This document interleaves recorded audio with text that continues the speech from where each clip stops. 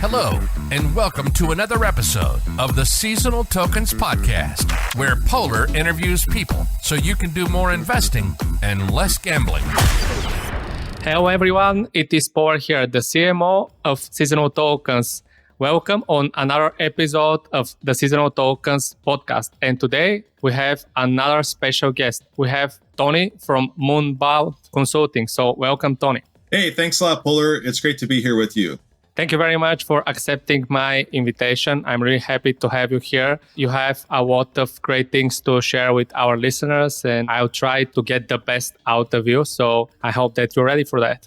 Absolutely. Yeah, I look forward to talking and sharing any key insights. Obviously, we'll go through my background, but a lot of things in the industry so far. And now on the consulting side, especially seeing what projects are doing, it makes logical sense to go through some of these details here and inform the audience so they can make investment decisions possible. So I look forward to it. Perfect. So let's start with the first basic question, which is, can you introduce yourself and your background with a few words? Yeah, sure. So obviously my name is Tony. So I'm the president of Moonbound Consulting. And the company right now, we help startup founders primarily operating in Web3 and blockchain get their idea very clearly clarified, go through all the financials, the utilities together with them. And then we put together a very clear execution plan so they feel confident and have a very clear pathway to success with the project. So we work in the DeFi and the NFT space primarily. So my background is 20 years in business. Blockchain had been around since 2017 in December when it all crashed down. And now I'm still here surviving. And I actually co-founded a project called MicroPets. And that was one of the most popular projects in 2021 in the DeFi space. It did nearly 400x. And we had about 70,000 investors, I think, as our maximum holder count. So it was a very popular project. And, I also have become very well-versed in the DeFi space and just looking out for, what are the right type of investments, things like that. It's something I'm very passionate about, kind of showing people how to avoid scams, how to make the right decisions. This is something that I actually started a school, MicroPets, called Pet School, that sought to train people in these exact fundamentals. So I look forward to this discussion and helping people make better decisions. Really, really nice. So you said that you are currently doing consulting. So how the bear market is affecting your Moonbound Consulting business? Yeah, I think it is impacting it in some respects. However, someday I'll be called either an idiot or a genius for starting a blockchain consulting company in a bear market, but how it's actually been doing very well. And the reason why is because we don't have to, with consulting, you don't have to have thousands of clients. If you get yourself only a handful, 5 to 10, that's all you can handle. And if they're great clients and they have enough value to them, then of course you have a very sustainable business model. So things have been working very well for us. And now we're in the promotional side and, trying to scale even higher. But yeah, there's ups and downs like anything else. Obviously message volume drops off, Bitcoin goes down. But either way, we're working on what we can control versus just saying, oh, it's an excuse that the market is going down. This is our mindset here. So we work to continually drive forward, with all the effort that we can versus just making a bunch of excuses. That's how we run the company. And that's how we also inform our clients as well to operate with their respective projects. Because there's going to be barriers, there's going to be roadblocks, and, you can either run with the storm and be in it longer, or you can run against it and be out of it even faster. So it's just a matter of making the right choice in your end. Absolutely agree with you. And I believe that it's pretty hard to buy a bread in the store with the phrase of the Bitcoin chart is in a very bad condition at the moment. So yeah, you have to deal with the roadblocks. It's not always going to be sun and roses. There are always going to be some trouble. So I'm happy that you know how to deal with that, and you also know how to show others how they can deal with that too. Absolutely. Perfect. So what has attracted you to the Web3 world space? So for me, I've always been, and I started my career in actually manufacturing, but I've always been a technology guy at heart. However, I'm also 40 years old, and now times are a little bit different. And back when I was going to high school, and also college, I'm not a college graduate, by the way, which I'm very proud of. When I was in high school and trying to make my decision of what I'm going to do in my career, you didn't have that degree. It was very hard to get hired. Now, if you're a software engineer, all you have to do is to be a good programmer. You could usually find work if you're great at what you do, easy enough in the freelance world, especially. And even with any company that would hire you, if they see their portfolio, they love it, they'll hire you right there. So, I was kind of forced to get a trade job because college wasn't a fit for me. It's just something where I just get in there. I couldn't even focus on what I was being taught. It's just not how I learned best. And I actually worked on a printing press for about almost 10 years. And then when I was hired to an office job, that's when I really understood my full potential, because I wasn't held back by the feeling of, hey, if I don't have a degree, I can't be in an office. That's how my mindset kind of was. And just seeing that obviously I had a ton of capabilities out there. When I got into that office role, I really blossomed from there. So, coming in that and leveraging that technology background, it then be able to get me into the technology space, because right now I've been in the career for 20 years. And so now I have a big history of operational experience. I have a big history of technology experience. I'm a full stack developer myself. I have a diverse history of consulting. I know what good leadership looks like. I know what good management looks like. I know what good marketing looks like. So when I have all these experiences, now I start to see things in the blockchain space. It makes it easier for me to find out, what are the good teams? What are the good projects? How should things be run if they're run effectively? And that's why I'm attracted to this space right now, is it's so new.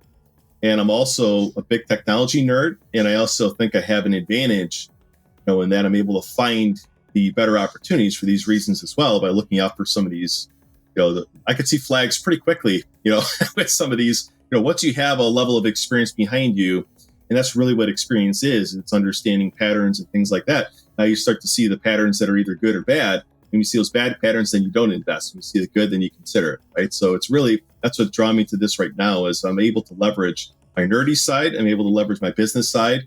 And and this is what I live and breathe, is Web3 right now, blockchain technology. So I'm so passionate about it, and I love it. Love working this role every day. It's incredible. Yeah. Amazing. So it totally makes sense to jump from Web 2 world to the Web 3 world and use all your experience so you can help the space to grow even faster, further, and in a better way. So I'm happy that we have you. So in your bio, you're mentioning that you have grown MicroPets from 550,000 to 200 million market capitalizations in 3 weeks. So can you share more about this? How you have been able to achieve that in such a short amount of time? Yeah, I tack that up to many different things. But the first thing I want to say with that is, there were many positive things that happened with the project. There are also many negative things that also happened. There are ways in which build something and you start looking back and say, oh, I could have done this different, or could have done that different. This is the context I want to have as we move forward as well, is not everything is sunshine and rainbows, like you say, you know what I mean? And building that project, really, first and foremost, it was looking at what else was out there in the market. So when we launched our project, first of all, MicroPets, basically, you buy a crate, you open it up, you get a random pet, which is an NFT. You can stake it and get a reward. We had play during gaming and everything else. You can use that pet all over the place. Okay? And we had about 50 different pets. Now I think there's a little bit more. But that was the whole purpose of the project, right? So it was a very fun thing, very engaging thing for users to do. And, like I said, there was most people, actually all the other projects use a different NFT standard. So you can only open up or buy one egg or one crate at a time and have one pet at a time. And I remember looking at that saying, that's not a great user experience, because, if I can buy multiple in a time, I'll buy multiple in a time then, right? And so what we ended up doing is changing the NFT standard and using 1155 standard instead. And what that enables you to do is more batching. Okay, so you might have a pet with a specific ID and it has a quantity of tokens that represent that pet. Now we can then take that and I can transfer multiples at once. I can buy multiple crates at once. I can open multiple crates at once. And as such, now you have more throughput, just like anything else in sales and marketing. If you reduce the friction, you will increase the sales quantity. And that's exactly the whole thing that happened. And now we didn't have a cap on this. This is what I said, going back in time, also looking at sort of the pains of the past. This is what I openly advise founders on as well, is openly sharing these mistakes. If you don't have a cap, which we thought, the project would be popular. We didn't know it would be that popular. And when we launched it, it got out of control very fast because people were just buying so many of these pets, and you could buy them with the pets token. And so then, because people wanted these pets so bad, it just kept going higher and higher and higher. And I remember at one point in time, somebody spent about $30,000 to buy 10 crates. And I was like, 3 weeks ago, these were $10 each. This is nuts. This is literally crazy. And we did that through marketing. And this is another emphasis that I think a lot of projects get wrong, and even people in business is, we focused our marketing efforts on one channel that was producing a lot of great results. That was CoinMarketCap trending. Okay. So, then now you're able to bring visibility to your project in the largest cryptocurrency platform that people use for price action and everything else. Everyone goes to CMC, right? Everyone does cryptocurrency. So now you're in front of that target audience. And then if you're trending as the number one position, which is all paid manipulation anyway. Okay. So it's all paid manipulation. Don't believe any of that. But anyway, now if you're able to be there, now people see that. And now they get that, awareness. They go check out the project, right? That's the first step, is becoming aware of something. So now they go check out the project. They like what they see. They join the Telegram. And so now when they're in the Telegram, it's me. You can hear my voice. I know how to sell. I know how to talk to people.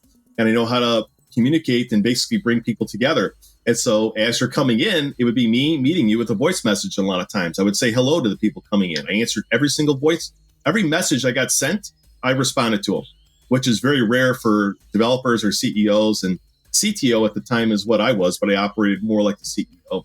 And so when I think back to the success, it was a pairing of not only great marketing, a great product with that throughput of the utilities, and also looking at, all right, when somebody does join the chat, how do you make sure that they love it so much they're not willing to leave? And that's the stickiness, that's that glue.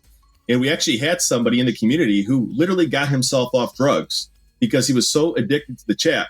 And he told me this privately, that this used to be his former life. And now all he looks forward to is coming home from work and being in the chat and talking to everybody there. And so that's the power of what we were able to build. And when I look back, it was like a combination of all these factors together to create this entourage effect, if you will, of all these different things working in very seamlessly to create what actually ended up happening, which was like to the moon. And it was insane. We never would have expected it. We never would have thought that would have been possible. But along the way, you also have a lot of pain then too, because you have no structure to fall back on for your price action because you're discovering your price for the first time.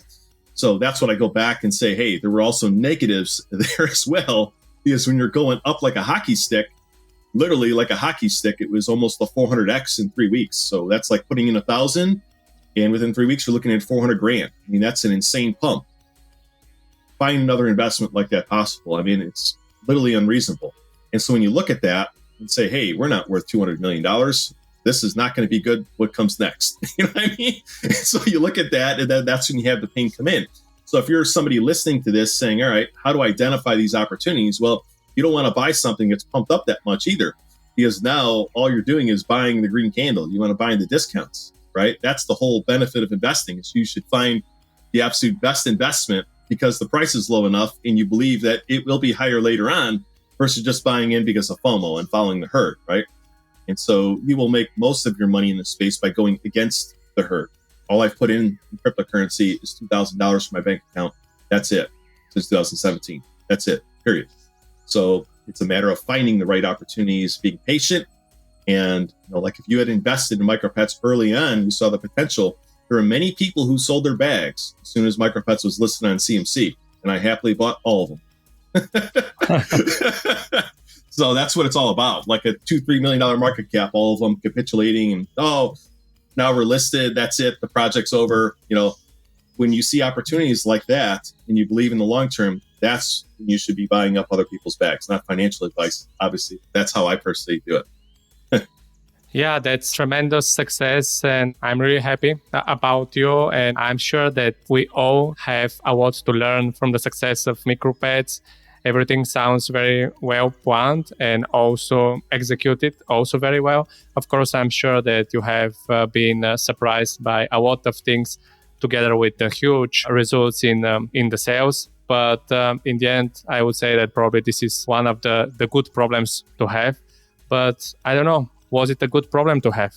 Yeah, that's like when we're thinking about evaluating projects too, there's good problems to have and there's bad problems to have. The why I'm so passionate about the company I have right now is like, what if we could go back in time and what if we could cap some things off, and obviously nobody has really done this stuff before. We're all learning as we go, right? And so if I could go back in time, I would definitely have had some more caps, some more limitations, run more financial analysis on different things as well. Like I said, you learn from anything in business. So that to me is like what I really would have done, like looking back to make sure that things were better positioned for success. But that's why I'm so passionate about what we do here is like all the deep dives and all the painful scar tissue that I have accumulated over the years, whether it's just in business or whether it's running the company and running the project, all these things have to work together. So that to me would be one thing that, if I could go back, would be more analysis, more time put into these things and more focus on that,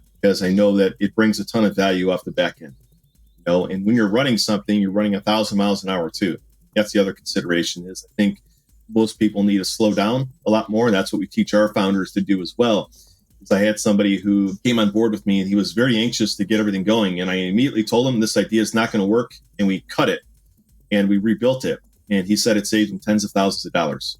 And so this is like how we're looking to work and operate things versus just rush right into the reins of fire. We have to think deeply about things and leverage the different experiences that not only we have from our own operations of our own projects, but the benefit we have here is we can literally open up any project and we can look at their failures as well and see what they did right, see what they did wrong, how did the chart respond. These are insights also that I think are often missed by people is you can compare, you as an investor even compare these different charts, these different projects and understand what makes a great project, and then you know how to find one. So that's in essence a lot of learnings from that project for sure. One of the other things is the operational efficiency that we had was probably one of the most unique things in that. In 6 months, there were 72 smart contracts that rolled out, 2 custom DApps. We had a player in game, and we did the whole full game custom API as well. So a lot of that is a matter of finding great people, first of all, and then making sure that you're very clear in your operations. So that was really myself and the 2 developers. It was only 2 developers that built all that, by the way. It was myself working with those 2 developers for that seamless execution, which is also another very critical part of the project because all of this is development. It's software. Okay. And so if you don't have a very strong software development pipeline, or if the project looks like there's tons of delays in their software development pipeline, that means they have very bad quality issues or they're very disorganized in how they're operating. Because I know that what enabled us to be so fast in our execution was the attention to quality in details, planning, but also having great people, and being able to motivate them and then get out of their way and let them do their jobs. So that, and by the way, it wasn't like the guys were extremely expensive either. They weren't. It's a matter of finding the right people, like I said, and motivating them on what they viewed as valuable. And it wasn't money. They wanted to build something very unique. They wanted to be part of something as big as this got to. That's what excited them more so than money, because they could have just made mint pages all day long for 20 B&B or whatever it was that they told me at the time. That's not what their prerogatives were. They want to be part of something bigger than that. Yeah, but at the same time, you have to know how exactly to motivate them, how to talk to them, what exactly to promise them, and how to formulate even your sentences so they can feel the passion and excitement, right? Absolutely. It's also a matter of having timelines and dates that are realistic, that you review very frequently so that you make sure that, hey, if, like, for example, if I just tell you today in 3 months, I want you to have all this done, and then I never meet with you again, I never check and see how you're at in your journey, at the end of the 3 months, we may or may not be there. Who the hell knows? But if we meet every week for 15 minutes and we check it out, then you can say, hey, I'm having this problem. All right, cool. Let me help you work on that. You could see the difference in teamwork and the difference in how things can operate far more effectively than they, usually do in the blockchain space. I'll be honest with you, not with my clients, because I reject anybody that's like a meme or Dogcoin or something like that. But most of these projects you're going to invest in, when you see how they're run on the inside, it's a nightmare. It's literally a nightmare. It's a disaster. And I've been inside some of the top projects. None of them have it together. Not one. And how they operate things behind the scenes. So that to me is also why I'm so passionate about what I'm doing here, is to bring that operational sense to a lot of these. And like when you see a startup that's a good Silicon Valley startup and then they build in Web3, you see a lot of efficiency and effectiveness. When you see somebody who's done nothing build in Web3, you just see a disaster. Okay. So hopefully this is helpful. Yeah, absolutely. So what you are bringing is absolutely important, and it is that teamwork can make your project successful or it can destroy it. So if you don't, of course, find the right people, but also treat them well, in respect and have great relations with them, in the end, like you can be screwed only because you have decided to neglect this part of your business. Is this what you're saying? Absolutely. The team is largely a big part of this. And that's why I'm not with the project anymore is, I quit my job for that. I was the only one who doxed, became public. And I did that in a downtrend, by the way, as well in March. The project launched in October. So when I looked at my sacrifices and by the way, I worked 16 hours a day, 7 days a week for 6 months straight with no days off, not one. It was even Christmas, I was working, Thanksgiving holiday, went on a vacation, I was working. And so, not having, I don't want to say anything bad about my ex-teammates, but what I will say is that when the professionalism, when the work ethic and everything doesn't align, eventually problems set in later on. And when you don't have the capacity to do the job to the best of your ability, then it ends up frustrating your other team members as well. So when the team is being built, obviously the consideration is what is everyone's very specific roles? And then do they have a demonstrated history and capacity to execute on those roles? For example, you can't just randomly become a CMO. If you don't know anything about marketing, I start asking you what's a CPC, you don't even know that's cost per click or cost per impression. You have nothing in marketing. Why are you a CMO now? Just because you're in Web3, you can't call yourself a CMO if you don't even know the basics of marketing. You don't even know what a call to action is. If I have to tell you that you have no call to action on your website, then you're not a CMO. So it comes to the details of like building a team of people who actually know what they're doing, putting them all together, and then with those very clearly distinct roles, coming together frequently for an executive meeting, a team meeting. But you should see and feel a strong team is in place. And what I also want to say is don't believe the initial burst. So if in the beginning, everyone's all hyped up and in that kind of stuff, right? And then eventually, and I used to say this all the time, you watch the actions, not the words. So somebody's telling you, hey, I promise you, I'm going to have all this. And they're getting all excited. All right, I'm not listening to any of that. I'm going to watch and see what you do. Now I see that you're never in the chat. Now I see that you're never on voice chat. Now what I see is nothing is getting done. Now that I look on Twitter and nothing's going on in these tweets. Where's our marketing at? Nobody's here. This tells me that they had the hustle in the beginning, but most people can't sustain. And so now we're seeing only the fake part. Like when you hire a new employee and after a month or whatever, you start to see how they really work. And then now you're like, I have to get rid of this person now since this isn't right. This is exactly the same thing that you will see with teams in the space too. So all of this stuff is very critical when it comes to not only looking at the team of a project, but looking at building your own team and how you put that together, especially your co-founding team. You have to be very careful, very careful. Yeah, absolutely. I totally agree with you on this one. And I still believe that this is also happening very often in the Web2 startup life, but I don't know. Right now, I'm really focused also on Web3, so I'm not sure. But based on my experience, I'm pretty sure that people that are trying to start a standard Web2 startup are also having issues with their teammates. So it's great that you're consulting projects right now and helping them to figure out their operations, process, and marketing and a lot more. I'm sure about that. So what are the most common questions that you have heard from crypto companies that come to consult with you? Yeah, the big part is around the token allocations. Okay, so that's one. We're looking at the tokenomics. Okay, so tokenomics is basically what controls the whole economy of your project. Okay, so a bad tokenomics will lead to a lot of problems such as selling pressure. This is why when I talk about the pump that we had with Micropots, I also bring up the selling pressure. We gave out over $10.5 million in rewards over the course of like 3 months. It was crazy. Okay, so that alone is tokenomics. Okay, you have money you're taking in, you have money you're paying out, and you have utilities. And how all that's working together with the whole ecosystem is really where I get a lot of questions around. People don't know how to fit all that together. They also don't know when it comes to, like, let's say raising money. Okay, we're going to raise money. Let's say we need $100,000. Okay, that sounds like a lot of money to people here that haven't ran a project in Web3. Okay, these AMAs are very expensive. Just the developers are expensive. That's going to get you somewhere. It's going to get you to an MVP. It's going to get you your marketing, but it's still not going to be a ton of money. So we need to have that context, right? And, that to me is also like, all right, how much money should you be raising? You don't need to raise more than you need. You need a buffer, of course, in there, but you don't want to raise too much. And then now you also have to make sure that you're not selling too much of your supply as well to people, because that's giving away control over your token to them. Okay. And so now if your token does well and they decide to sell it and you don't have a vesting schedule, since you haven't thought of that, now you're going to have even more selling pressure. Okay. So, how this stuff kind of works together is a big part of what we're doing. It's actually showing them how the tokenomics work together with your utilities. And that's sort of like the biggest question is, how do I do all this? How do I come up with these utilities? What are the right utilities?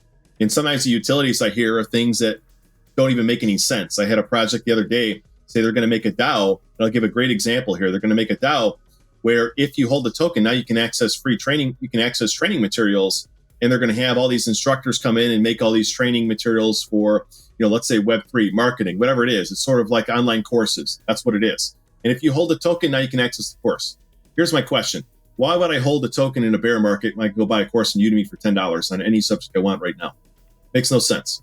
So when we don't have any business sense and we come up with these ideas that don't work, nobody would want to hold any level of token if the thing's going to go down 50% in the bear market and be absolutely beat to crap, because you have the liquidity pair that's either Ethereum or it's BNB or it's Matic, whatever it might be. And maybe you're not in a stable coin. That's another mistake as well, by the way, is if you want something in the bear market, you should consider a stable coin pair for your liquidity. These are things that we consult on, okay, that we advise on. Get rid of the bad idea, come up with the ideas that people would actually want to buy and use within your ecosystem. Look at it like a business, a company that you're going to have a utility that somebody would pay for because they see value in it. Okay. And then the name of the game is also to figure out, all right, how do you take in more tokens than you give out? Because if you're paying out more than you're taking in, now you have too much selling pressure. Okay. So it's a matter of finding ways to still enable people to derive value and still make it so that the economy is actually sustainable. And that's a big part of what we're doing here, is validating all that.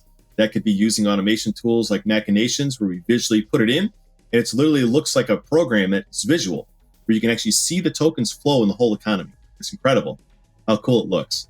And so we'll visualize that, or we do financial modeling and spreadsheets. But at the end of the day, these are the biggest questions as in regards to utilities, the tokenomics, all the financials. And then the next step is really like an execution. How do I execute? What are the steps in the right order? That's another one that's important. And then for that, I can come up with a simple game plan for them.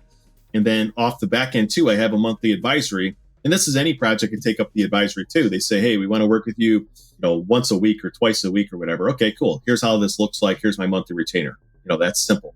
So there's many different ways that we serve clients. That's usually the most common questions, is sort of like, and I have a whole program that covers all this stuff as well.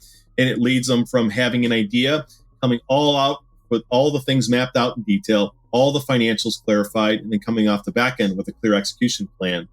All that's a program. And then we also ask a ton of questions in there along the way. And really, it's me asking a lot of the questions. Usually they think they have it thought out. And when I start asking questions, they're like, didn't even think of that, And I've caught some that would literally destroy the whole project if just by asking a quick question that I think of, because I've had things that have impacted me severely with selling pressure. And also with the project, like I said, the supply was high in micropets. Well, we came up with an evolution process that enabled people to burn part of the supply. So that was sort of like the before and the after to add some sustainability more to the ecosystem, right? And that's why I'm passionate about like everything that we're doing here. Is there's all different topics we can cover, right? But in essence, it's the sustainability of the economy that is usually the most important factor we're focusing on, through enabling adequate buying pressure, making sure we're not having a ton of selling pressure. Yeah, it totally makes sense. And it brings me to the thought that actually most of the projects are thinking much more in the short term than in the long term, right? Yep, absolutely. Yeah, so I have also noticed that these mistakes with the projects that I have had the honor to consult. So it seems that it's not only me that have figured out this. So what is actually your process of choosing which project to work with and which one not to? We heard that you don't like meme tokens and things like that, but I'm sure that you have also other requirements when you're choosing which projects to work with. Yeah, I think this will be helpful for just users in general. Okay, so if I were to find a scam, here's what I look for. Okay, and just as well, I don't work for meme coins or, not that I have anything wrong with gambling a little bit and having fun. Okay, since that's what this is all about. Okay, that's what meme coins are about. They're not serious projects. They're not meant to be. When you trade it serious, you're already falling into the trap and making a big mistake. Okay. It's a fun thing. Throw $100 in or whatever is reasonable to you and see if it goes up or down and walk away. If it goes down to nothing, you don't care. It's fun. Okay. So first of all, that's how you look at meme projects. Now, let me go into what I'm looking at. So the first thing I will do is I'll go to the website. Okay. And immediately if I see the logo and it looks like a meme or it looks like garbage, I won't even consider it and I'll immediately move on. Because when I look at that, that tells me how well you understand branding. Okay. And a big part of this space is branding, being able to separate your brand from others. So that to me is already a hit. Okay. Now, if I go dig a little bit deeper and I read the white paper and I start looking at things and it makes no logical sense what you're building, that's also another red flag. I'm not saying I can't help a project, but I would look at it under the mindset of, does this make any sense whatsoever? Is this idea even valid, or would I have to reconstruct the entire thing? Because when you have to reconstruct the entire thing and tell somebody that their whole idea is no good, like I said with the DAO that has the courses, that person was still arguing back with me that, no, this is good. We have a difference of opinion. I'm like, all right, fine. I don't care. No, that's fine. I'm not going to work with you either way. This doesn't make any sense to me. And fine, if you believe it, great. I could be wrong too. Have had it, right? So to me, that's sort of where I'm also looking at. If the idea is no good, it's brutal to go back and forth and fight for something and it doesn't make any sense. I can take an idea that's almost there and transition it into something good, which is what I was able to do with that client. Like I said, we saved them a lot of money through launching with a bad idea. It wasn't that they were a bad individual. It wasn't that the idea was complete garbage. It was that the way it was structured wasn't right. Okay. And then now we have something we can work with. So that's a big part of what I'm looking at. The other thing is, if they have a team, who is the team? Are they doxxed? Are they not doxxed? I don't have any clients right now who aren't doxxed. Everybody will easily come on video with me if I ask them. Everybody, I know their first and last name. I know exactly, I don't have their home address, but I know what countries they live in. Okay. And I also, usually I'm connected with them on LinkedIn, so I know their professional history. That's another thing I'm looking at too, because if you haven't heard yet, as I've been speaking, is I view professionalism as one of the most important factors in determining success in this space. If you're unprofessional, it's going to be luck. Okay. If you're professional, you're going to be able to leverage your professional experience to put together something in the right manner. If you don't have the experience, you're not going to be able to do it. So that's why I also look at this is, if I have somebody that I'm working with that literally has no professional experience, they can't even use Excel. Okay. They don't even have the basic business fundamentals. They can't even use Excel and they're calling themselves a CEO. What's the capacity of my ability to help that individual? How painful is that going to be? Very painful. And so what I'll say is, not worth my time. I reject probably about 90% of the outreach I get, of people coming to me for help. And some of them as well, if they send me a message and literally just say, hey, with no context, I also reject it immediately. It tells me they can't communicate. So, these are the things that I encourage you, the listener, also to look at is, what's the person's profile picture look like on Telegram? Is it something professional? Does it look like they're serious about making something right? Okay, that person is going to treat the project the right way. I've had some devs where it was like this guy with braces almost holding a shotgun to the camera, and then a picture was taken. Okay, that's somebody you're going to invest in. Think about it. That's somebody that you might work with as a client. No way. There's better clients out there to pick from. Even if we're in the bear market, we're not scraping the bottom of the barrel yet. You know what I mean? So that's sort of what I'm looking at, is these details, because I feel often people are just falling into the trap of hype or what the person's saying. Okay. And again, I'm not falling into the trap of any of that. As I said before, I don't listen to it. I don't pay attention to it. I watch what they do. I watch their actions. So if I go to your LinkedIn, see you only have 10 connections. I know the account was just made.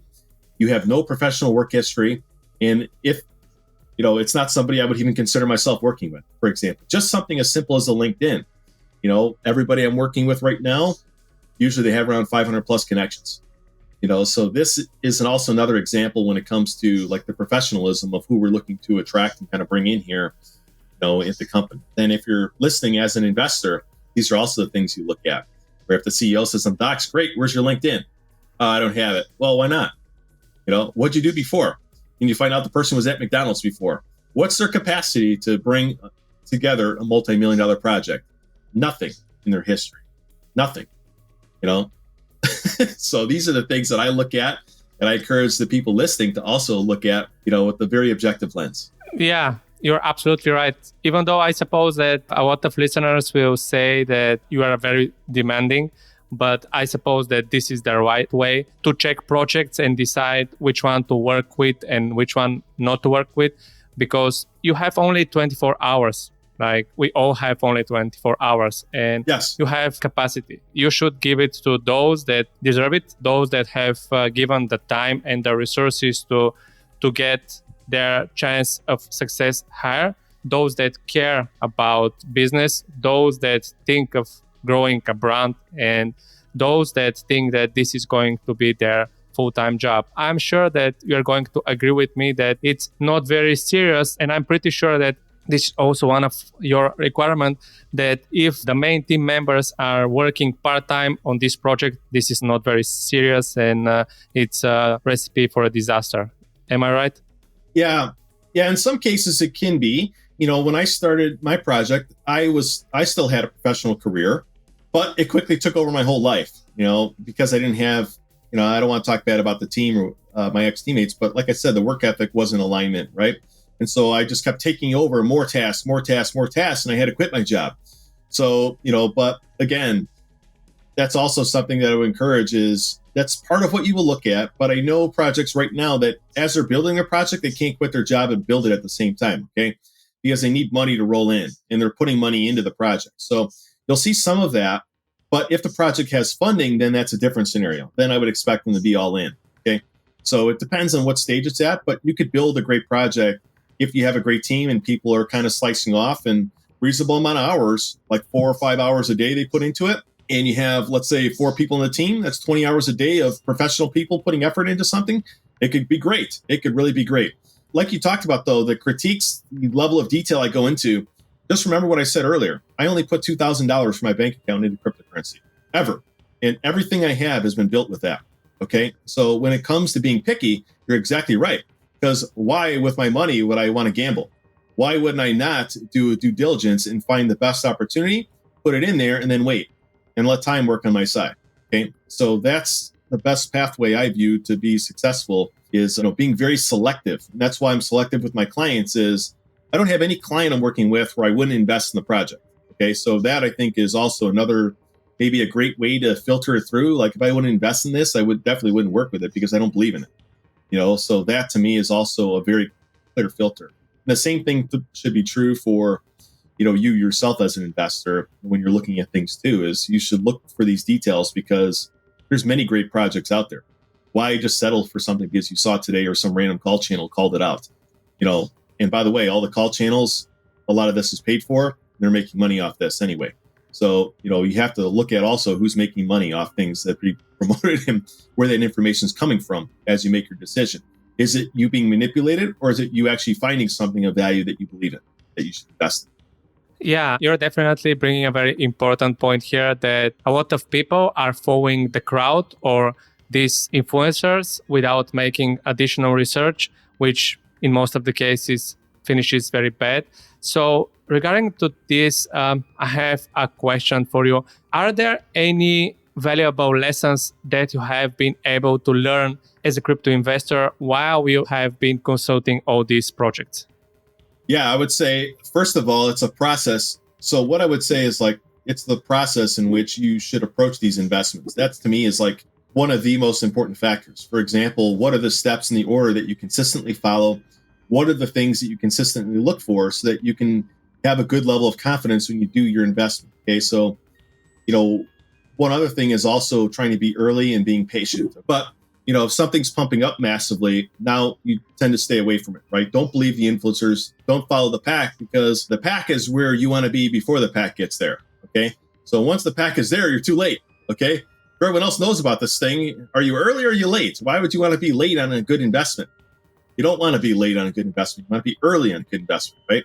So if everyone's calling these things out already, then you're probably going to be the exit liquidity, okay? So you want to be the one who's doing your research and finding these avenues, or even finding, friends or networks or even individual groups you could be part of that find these gems early. Then you have time to check out the white paper. You have time to check out how the team is performing, right? You have time to actually go through these fundamentals, these details, so that maybe when you do invest in that pre-sale in the launch pad, or you do buy the project when it launches and now it finally has its liquidity live and it's on the decks, and you're the one who buys a dip that usually happens when it lists on the decentralized exchange after the first, let's say hour or so, you're buying that dip, because you believe in the project and you don't see it on CMC yet. You don't see a ton of people talking about it yet. And you see the team does seem like they're legitimate and it does seem like they have a plan to promote in the future. That to me is what I would look for more so than just trying to find opportunities from call channels and stuff, because I have nothing against call channels who are promoting legitimate projects. I just say that at that point in time, are you early or are you late? You're usually too late. You want to be earlier because otherwise it just pumps up, in a lot of cases. And it's like a race to see who could buy first when the call channels start calling it in a lot of cases. These are not good investments in most cases. The good investment will have longevity to it. Absolutely, absolutely. And in most of the cases, it's more gamble than actually investing when you are following these channels. So my question for you, which is our special question on our podcast, is how do you think a person can actually do more investing rather than gambling in crypto? Yeah, I would say have basically a list in front of you, have a criteria that you make that you look for in every project. Maybe it has a little score. You don't have to make it that complicated. Just have something in front of you that you can go through. For example, the white paper is thorough and it's professional. Check. Go to the next thing. The website has nice, clean branding, some very clear messaging. Check. The Telegram, I go there in the pinned posts. It's not messy. Everything's nice, cleanly organized. They're communicating very clearly. Check. The roadmap that's in the, let's say, in the Telegram chat of their upcoming marketing, it makes sense. And we feel like it could be valuable for the project moving forward. Check. These are, I would come up with your own criteria and I would build that out for you yourself and how you find investments. Then I would sort of back test this as well. So I would say, all right, check this project out. I'm going to pretend that I invest in it. And now I'm going to see how that would have worked. And now you're kind of validating how your mind is kind of working. Okay. And along the way, you will dial in your own internal criteria on what you as an investor ultimately want to have. And then you'll also have a series of validations that you'll have gone through that validate, hey, was this an accurate prediction or was this bad? And remember, we risked nothing. We lost no money. It was a pretend investment. So now we're able to see over time, hey, if you have thrown in $100 on each of these that you thought were great, if let's say 75% would have worked out, then you have something. If 40% would have worked out, then you're gambling and you're going to be at a loss because the numbers aren't working in your favor. You're 40% every time. You follow the same criteria. This is the results you're going to get. So that's what I would do. And then I would look at, now I'm looking at something with actual data and information through that criteria. And now when I look at a new project, all I do is open that criteria I have up and I make sure I don't miss something, right? I don't get wrapped up in all the crap that people might be trying to sell you and hype you up and all this other stuff they're telling you. I don't have to listen to it because I have the criteria that I always work off of. That's legitimate. Okay. And that's what I use. And that's what historically, if I pretend to invest $100 has actually worked. And so now this is what I work off of, irrespective of what everybody tells me in the chat. I don't pay any attention to it. I validate off of my criteria, not what they tell me.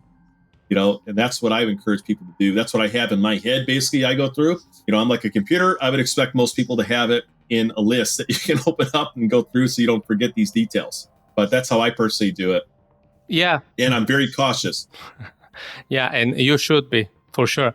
And the great thing about what you are suggesting, the list, is that if you go through many projects, I suppose in the end, this list will be part of you. And in the end, you will not have to check through the list. You haven't heard the part when I was saying my thoughts about your answer?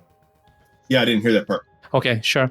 So what you're saying totally makes sense. But what I'm thinking is that if you have such a list and you go through many projects, in the end, this list will stick in your brain to the level that when you check a project in the future, you also have a gut feeling which project is good and which one is bad, right?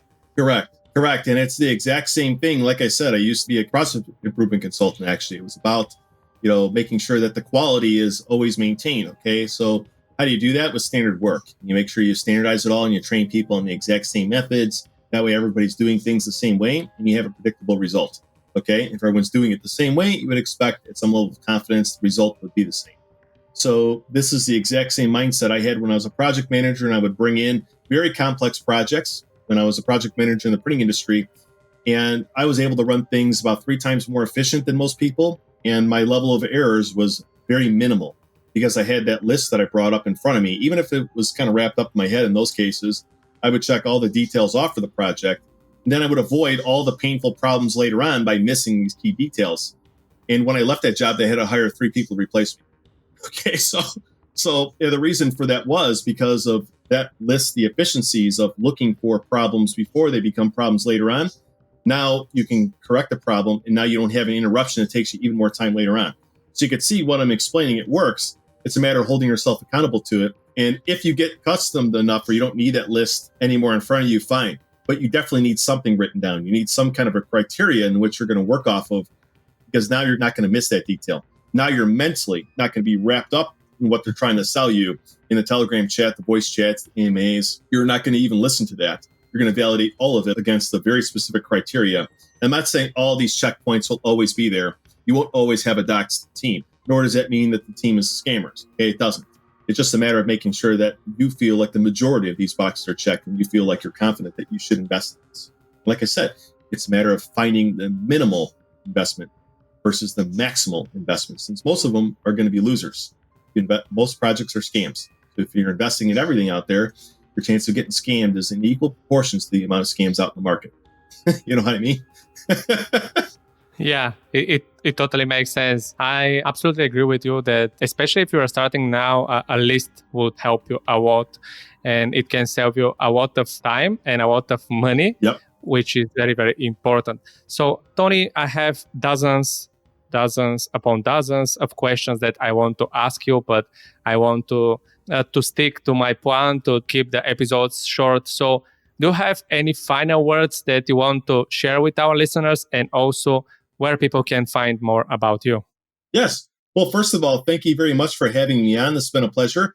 And the last parting words I have is thank you for giving me the opportunity to share these insights. And hopefully I open some people's eyes up to some different details in which they can become better investors, while also sharing a lot about my mindset and how I approach the consulting world and how I approach the blockchain world as well. So I very much appreciate that. And people are able to find me on my website at moonboundconsulting.com. You can just Google that and it'll pop right up. My full name is Tony Drummond. I'm on LinkedIn as well. So you can find me there. Twitter, Hyper27374. Find me on Twitter and also Telegram. So if you want to send us a message. And like I said, our company works directly with startup founders in the blockchain space at the idea stage before they do the development and marketing. It's a great position to be in. If you're in that position and you have some investment capital to bring your idea to life and you want some guidance, that's exactly what we do. So it's been a pleasure to talk to the audience here, and hopefully all this information provided was helpful today. Thank you very much, Polar. Yeah, thank you very much for giving all these precious gems. I'm sure that listeners will appreciate all of that, all the things that you have shared with us. So thank you very much again for being our guest. And yeah, thank you very much to all the listeners that have listened to this episode so far. So thank you very much. I'm Polar, the CMO of Seasonal Tokens, and I'll talk to you on the next episode. Bye.